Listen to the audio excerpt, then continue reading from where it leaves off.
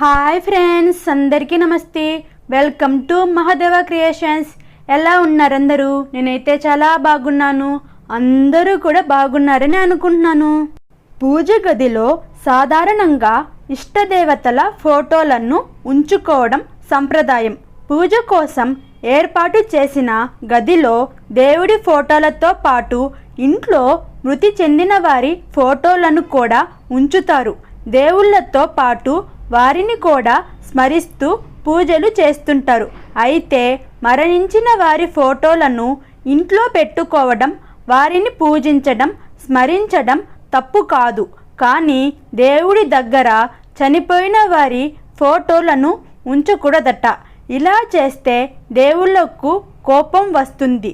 అందుకే వాస్తు ప్రకారం పూజ గదిలో దివంగతుల ఫోటోలను ఉంచకూడదు. వాస్తు ప్రకారం పూజ గదిలో దివంగతుల ఫోటోలను ఉంచితే ఆ ఇంటికి మంచి జరగదట. ఇంట్లో ఈశాన్య దిశగా పూజ గదిని, నైరుతి దిశగా చనిపోయిన వారి ఫోటోలను ఉంచాలి. ఈ నిబంధనను ఉల్లంఘిస్తే ఆ ఇంట నెగిటివ్ శక్తి ప్రభావంతో ఇంట్లో ఉన్నవారికి మానసిక ప్రశాంతత ఉండదు.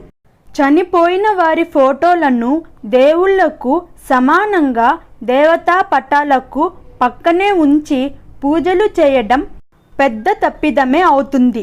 మనిషి ఎప్పుడు దేవుడికి సమానంగా కాదని, అందుకే పూజ గదిలో దేవతల ఫోటోలు మాత్రమే ఉంచాలని, మరణించిన వారి ఫోటోలు పూజ గదిలో పెట్టకూడదని, అలా పెడితే మాత్రం కష్టాలు అనుభవించక తప్పదని, మానసిక ప్రశాంతతను కోల్పోతారని వాస్తు నిపుణులు అంటున్నారు. ఈ వీడియో మీకు నచ్చినట్టయితే, ఇన్ఫర్మేటివ్గా అనిపిస్తే, ఇలాంటి మరిన్ని వీడియోస్ కావాలంటే నా ఛానల్ని సపోర్ట్ చేయండి. Like, share, subscribe my channel. Thanks for watching.